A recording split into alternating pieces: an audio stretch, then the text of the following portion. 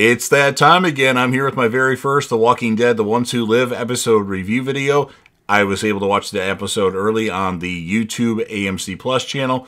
Before I get into that, though, pretty important, if you weren't caught up to the point where I am, rewatching or watching The Walking Dead, The Ones Who Live, or the entire Walking Dead main show, then I highly suggest that you don't watch this video any further to avoid any potential spoilers, because this review will contain some spoilers for the end of The Walking Dead main show. And, of course, I'm a huge Walking Dead fan. I have now caught up with every single iteration of The Walking Dead, as I had yet to watch The Walking Dead World Beyond. Well, I just finished that a couple weeks ago. So I love the show. And at the end of this video, with about 20 seconds left, I'll put my Walking Dead series finale review right there.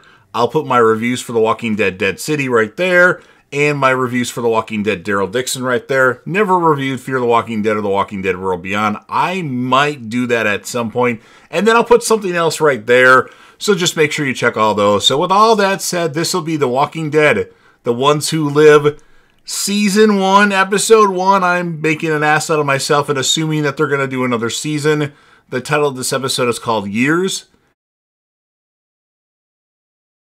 And this will be my review, reaction, recap after just finishing and watching the episode. We start off with scenes leading to what happened with Rick Grimes, some things that happened with Michonne, and of course this includes Jadis, with Jadis getting Rick, well, Anne at the time, I guess, getting her, or getting Rick on the helicopter, and then Rick getting flown. Yeah, so the bridge blowing up, all that stuff. It kind of recaps stuff that happened a couple of years ago on The Walking Dead.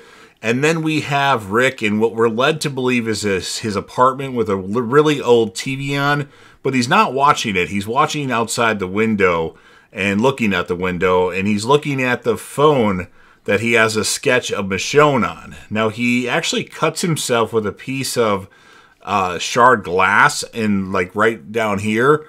And then we have the intro time, which I'm always excited for these Walking Dead show intros, and it's the same song that we heard at the end of The Walking Dead series finale. So, it's good. I just was expecting something completely different, but it's something we've already heard before. And then we have 5 years after the bridge thing, we have Rick and Bella Thorne, who's played by Leslie Ann Brandt, who played Maze on Lucifer, which I'm watching right now, Mazikeen Smith. And they're killing walkers. One of the arms are attached to something like a dog leash. So, like Rick's hand, like there's something around his wrist, like a dog leash. And what Rick actually does is he gets far enough away. He's got an axe, because that's what they're using to kill these walkers. And he actually cuts his left hand off, which is exactly what happens in the comic book. Although it's not Rick that cuts his hand off in the comic book. Spoiler alert, the governor cuts Rick's hand off in the comic book. So for the most of the comic book, Rick doesn't have his left hand. And now, in this new show, Rick is going to be handless. And I kind of already knew that going into it. It wasn't 100% confirmed, but it was like 90% confirmed that Rick was losing his hand. But I didn't think Rick was going to be one that does it. So, and then Rick, they end up capturing him anyway, because he was trying to escape the CRM, because he was a consignee, and they recapture him. And Rick's sounding like, while this has happened, I must say, he was kind of sounding like he was sounding in the Walking Dead Season 7 premiere, when he's kind of whimpering to Negan. But anyway, what he does is, I kind of jumped ahead a little bit there, but he cauterizes the wound by putting his arm in the body of a dead walker that's kind of on fire. And then, like I mentioned, the CRM, they get Rick again with something else that's kind of like a Mortal Kombat thing, where, you know, the scorpion will come here and something shoots out, and it like grabs him. I'm not exactly sure what it was, but Rick was trying to get away, but he didn't succeed in that. It was all a wasted effort, and he now has one less hand. And Rick has a dream about the events that happened. And then he has a dream about Michonne, where he's like sitting on a bench and, you know, nice weather, and he's just having a conversation with Michonne. And it appears to me during these dreams that there is no zombie apocalypse. And then Michonne asks Rick in the dream, is this where he wants to be? And Rick says yes, or yeah. And it turns out Rick has a bunch of phones with sketches on them that he hides inside of a couch cushion. Now, he woke up in a military hospital after the bridge, And then Rick, in a letter that he's writing for Michonne to read someday, he says he was going to get back here. That's what he was trying to do. He was trying to get back to her. And then we have Okafor, who is a lieutenant colonel in the CRM, the Civil Republic military, helps kill a walker that was going after Rick, because Rick had kind of fell down, and Rick was probably not in danger, but he just made sure that Rick wasn't in danger. And this Okafor fella actually has a liking to Rick, even though Rick's tried to escape many times, and he talks to Rick about Major General Beale, which I'm sure we'll see more of him in this show. And he doesn't want to see Rick die, because if he keeps trying to escape, the end result will be Rick will die. And then we go back to Rick's his note he's writing to Michonne, or he's at least hoping Michonne reads it. Talks about escaping, which no one tries. He'd go to jail, and Okafor would make him a consignee again, and he was trapped. And then Rick kills a bunch of walkers, like he did in, it kind of was a callback to Season 6, Episode 9, No Way Out, just what he was doing. Like, he kept killing these walkers with this weapon. And then Okafor protected him because he saw something in Rick. And then Okafor tells Rick, people like us, there's no escape for the living. Next time Rick tries to escape, it will cost him his life. And then we have Pearl Thorne again, throws a glass at Rick and says she should thank him instead of throwing glasses at him. It showed her she wouldn't be able to escape either, or wouldn't be able to get away. And then Rick goes back to his apartment. I think that's his apartment or his place of living.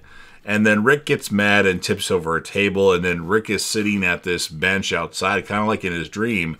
And he's talking to Esteban. I heard you did did you really do that shit for real? Like, cut off his hand. And Rick's like, yeah. And then Esteban says for 2 years, Rick didn't even talk to Esteban. And he tells Rick he'll be done with utilities after today. And he'll be in like he'll be in a building tomorrow. So this is basically their potential last encounter. And Rick, that's kind of the end of that, I guess. And then we have Rick getting fitted with like a fist that has a knife that pops out of it, which is really cool. And they will use that in the Walking Dead World Beyond. And I expect, spoiler alert, don't know if it's official yet, to see Silas in this show at some point from the Walking Dead World Beyond. And obviously, all of you should know that Jadis will be in this show, or Anne, or whatever the hell she's going to call herself at some point in this. I thought she'd be in this episode, but just flashbacks of her were in this. And Rick goes to see Okafor in the greenhouse, and then it's yes, sir. Yes, sir, to Major General Beale, played by Terry O'Quinn, who is John Locke on the show Lost. So everybody was standing there, all the soldiers, and they had to say, sir, yes, sir, to Major General Beale. And then Okafor welcomes Rick to the CRM. Rick has another Michonne dream. Someone bangs on the door, and that wakes him up. And then we have Rick, Okafor, and Pearl Thorne. They're killing some walkers, and then Okafor has a talk with them. He tells them he's going to help them move up the ranks in the CRM because he believes that they're leaders. And Okafor talks about the A's and B's that were in The Walking Dead. And he said that the CRM needs to change how they do things. Okafor believes that Rick and Pearl Thorne could save the world if they could potentially have the opportunity to do so. And then Pearl Thorne talks about shooting Okafor. She just grazed his face, and then she tells Rick, the life you had before is gone. And then Rick says, she's not gone, obviously referring to Michonne. And then Rick talks about Portland and Oregon in his journal, or his note to Michonne. It's like a journal, but it's not a journal. And then Rick is sitting on that bench that he talked to Esteban outside at when Major General Beale comes by and talks to him, of course. Terry O'Quinn, excellent job on Lost as John Locke. That was a long time ago. But Major General Beale says, life surrounded by death, all in one view. Isn't that right? And he talks about the alliance of the three, and Rick talks about what happened in Atlanta by the napalm. And then Major General Beale asks Rick if Okafor is up to anything he should know about, and Rick says no. And then Rick talks about secrets in his letter to Michonne. And then Rick talks to Esteban again. Rick wants to know about a certain sewage tunnel. And he keeps trying, and he needs to get home. That's what he wants to do, despite what anybody else thinks. So Esteban says, why would I do that? I can't do that to you. I can't tell you that this tunnel leads to this place, and I can't tell you that there's a code. So he tells he can't tell him, but he does tell him the information. And then Esteban tells Rick that don't fucking die. So Esteban, really cool character actually thus far. So Rick was going to try and escape, but his plan got derailed. He was he cut off a walker's hand, a charred walker, and put his helmet on it, and he put his dog tags next to it, and he was going to go in this sewer tunnel. But then there was like a girl there that they found, him and Bella Thorne, or not Bella Thorne, Pearl Thorne. I don't know why I'm saying Bella. And so he ended up going with Pearl Thorne. And Rick asks Okafor, what did you know about me? Because that's what Pearl Thorne had said to Rick. They know about you. And it turns out that Okafor found the message in a bottle that Rick had thrown in the Walking Dead series finale before so he tossed that note in the ocean or the lake, and then he tossed the backpack with the boots and the sketch on the phone. And who fucking knows? Okafor talks about Michonne. That's kind of an odd name. Rick punches and kicks Okafor. Rick tells him, you don't get to choose for the world, and you don't get to choose for me.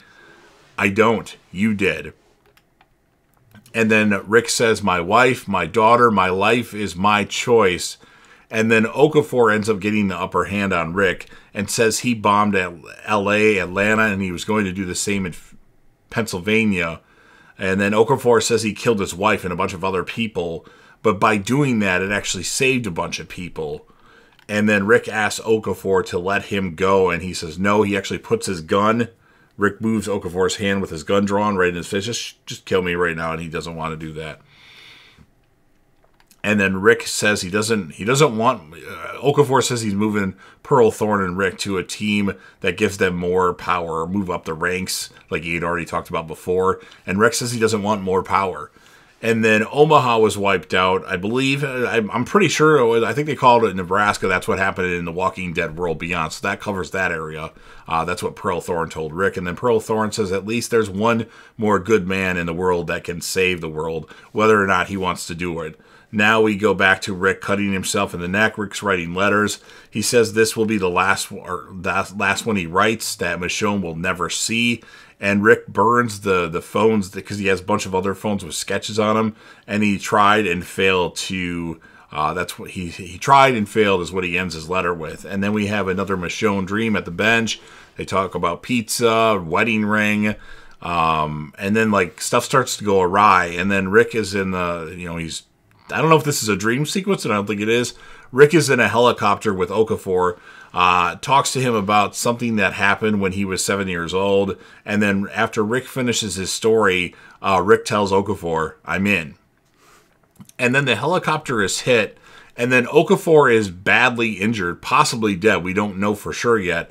And then the helicopter crash lands, and then someone with a sword took down the helicopter. It's someone with a samurai sword, and Rick is trying to crawl away, and then the person goes after Rick, and then the person unmasks Rick, and then they kind of stop, and they stand back, and they remove their face mask, that's not really a mask, but face covering, and holy shit, it's already Michonne.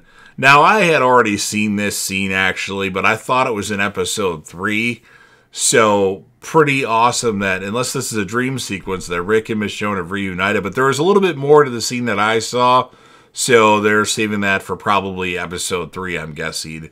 So awesome. So they both look shocked that they're seeing each other, and that's what ends this episode of The Walking Dead, The Ones Who Live. So I'm going to give this episode a 10 out of 10. Rick Grimes is the character of the episode. The other standout characters I would think are Okafor and Esteban. We didn't get a lot from Major General Beale, and I guess Bella Thorne was really good too. But just the show looked amazing. The pacing was a little difficult. I didn't know that some of the stuff, I guess I should have known that some of the stuff was what happened previously. But awesome freaking start to the show. And I assume this will be more than one season, but because they've already reunited in the first episode, maybe it won't. I don't know, but yeah, pretty awesome stuff for all you Walking Dead fans. I think you're all going to really like it, especially if each episode is even better than the previous. I'm a little surprised that we didn't see Jadis other than flashbacks in this episode. I know she's in it. I've seen the scene with her talking with Rick. Spoiler alert. But yeah, so I'm going to stop rambling now.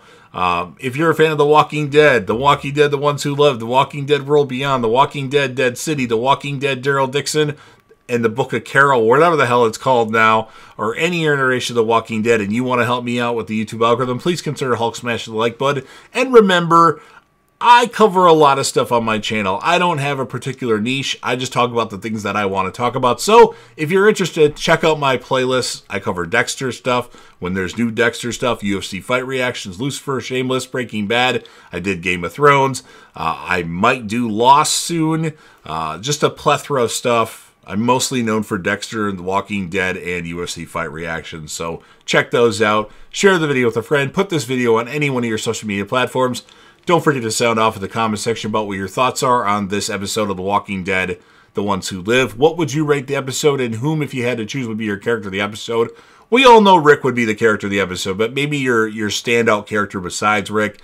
Remember to click like here for my Walking Dead series finale review video and other things that I put there. And then last but certainly not least, don't forget to hit that sub button. Subscribe to the channel. You're watching the video anyway. Join the team. Show your damn support and be a part of something special. And you never know what you're going to see on JDev TV.